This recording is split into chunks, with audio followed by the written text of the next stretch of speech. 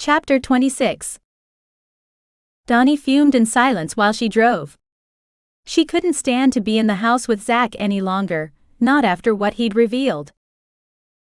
"What's wrong, Mom?" Mark asked from his seat beside her. "Why did we leave before eating?" "I just need to get home, baby." She glanced over at his innocent face, the same face that looked so much like his father's. The man who had betrayed her by sleeping with her worst enemy. Well, worst enemy might be putting it a bit strong, but she couldn't think of anyone she liked less than Marcy Lyons, at least not right now. Dani blinked back tears and turned up the radio to distract herself and Mark. An older song about parties on dirt roads in the country was playing, and she tried to sing along. She wasn't feeling it, but she didn't want Mark to see how angry she was. "Go on inside. I'll be in a minute." She handed him the keys so he could unlock the door. "Okay, what's for dinner?" He grabbed his backpack and opened the door. "I'm not sure yet." He got out, went to the door and unlocked it before disappearing into their little house. Once Mark was out of sight, she let the wall she'd been using to hold back her emotions crumble. The trees surrounding their house blurred as her eyes filled with tears. She let them spill down her face unchecked. Dani leaned forward and rested her forehead against the steering wheel. Her shoulders shook as she gave herself 5 minutes to let it out. To vent the emotions that she didn't know how to even identify. Why did she care who Zach had slept with? He hadn't lied to her, at least as far as she knew. He hadn't tried to hide it. And when asked, he'd explained or tried to. Shit. She hadn't given him a chance to explain. Once he'd admitted that he'd slept with Marcy, Dani had lost her shit and left. Now that her rage was fading, she realized what she had done. Her hand tingled where she'd slapped him. She looked down at it, as if it were a foreign thing attached to her body. After a moment she sighed, wiped what was left of her tears from her face, and took several deep breaths. She couldn't sit here all night. Mark was waiting for food. Gathering her resolve, Dani pushed thoughts of Zach and Marcy out of her mind, and opened the car door. She'd have plenty of time to wallow in her emotions once her son was fed and in bed for the night. Dani sank into the steaming water and let her aching muscles relax. The light scent and flickering light from the lavender candles on the counter, a couple feet from the foot of the tub, helped. She'd gotten dinner taken care of and Mark into bed before studying for her test for a bit. She'd considered going to bed, but knew she'd only lay there and stare at the ceiling. She needed to unwind some before she would be able to sleep, if she managed it at all. Tilting her head back against the wall, Dani closed her eyes and tried to think of nothing but the light flickering outside her eyelids, the hint of lavender and mint in the air, and the warmth seeping into her body. Nothing else mattered, nothing else existed that couldn't wait at least a few minutes. Despite her best efforts and repeatedly pushing thoughts away, they kept coming back, creeping into her mind until she found herself distracted by them again. Memories of Marcy in school, the way she'd told the whole school how she'd been making out with Zach, and the way it had made Dani feel when she'd discovered it. A dull ache spread through her chest, an echo of the sharp pain Marcy had caused her. But Marcy had made a mistake with her story.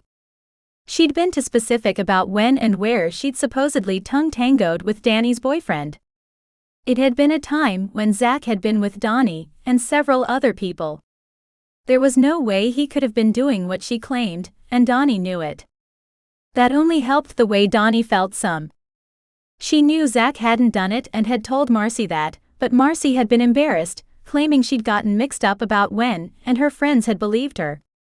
After that, Marcy took every chance she could to dig at Dani in any way she could.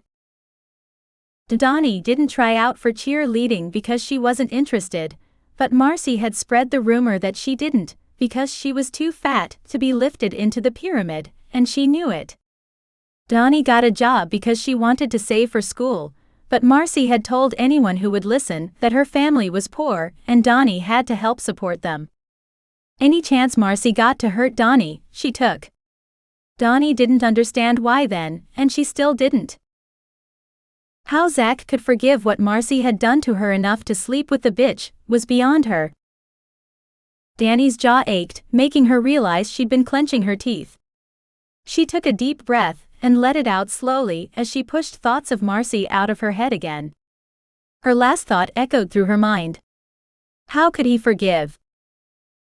How could Dani not forgive? She'd been raised to forgive but not forget. Once someone wronged you, forgiveness set you free. Forgetting was just stupid and asking to be hurt again. If Dani should have forgiven Marcy, maybe Zach wasn't so wrong to have forgiven her.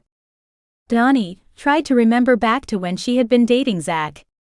How much of what had gone on between her and Marcy had he known about?